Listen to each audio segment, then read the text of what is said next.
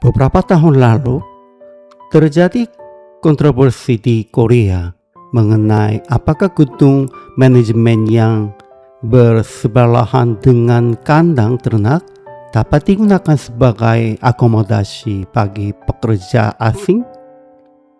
Kementerian Ketenagakerjaan dan Perburuan berpendapat bahwa untuk melindungi hak asasi manusia warga asing, gedung manajemen yang bersebelahan dengan kandang tersebut tidak dapat digunakan sebagai akomodasi.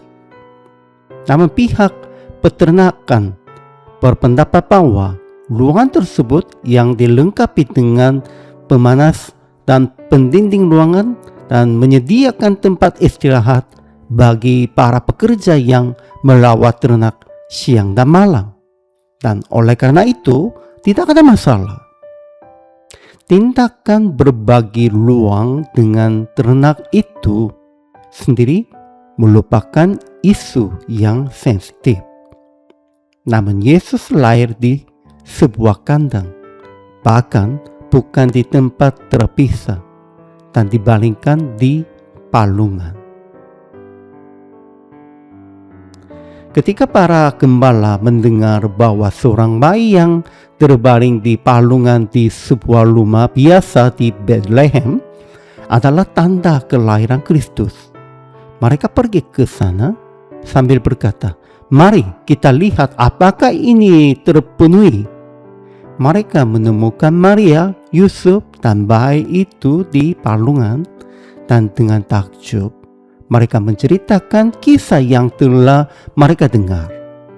Maria menerima kata-kata ini dengan sepenuh hati, menegaskan kembali rencana Allah bagi Yesus. Dan para gembala kemudian kembali memuji dan memuliakan Tuhan. 2000 tahun yang lalu, rumah-rumah biasa di Bethlehem, tanah Yudea, tempat Yesus dilahirkan, dibangun di dalam gua. Orang-orang membagi gua-gua ini menjadi beberapa bagian untuk menyediakan tempat tidur dan dapur, dan menggunakan satu bagian sebagai kandang untuk keledai dan domba. Gaya hidup ini bertahan di banyak wilayah hingga abad ke-20. Oleh karena itu, merupakan praktik umum untuk membersihkan sebagian kandang dan menawarkannya sebagai tempat tidur ketika tamu datang. Tetapi yang istimewanya adalah kehadiran bayi yang baru lahir di sana. Fakta bahwa bayi itu yang seharusnya terlindungi dengan baik di tempat yang aman, terbaring di palungan di dalam kandang, menandakan bahwa orang tua dan anak itu adalah para pelancong dalam perjalanan panjang.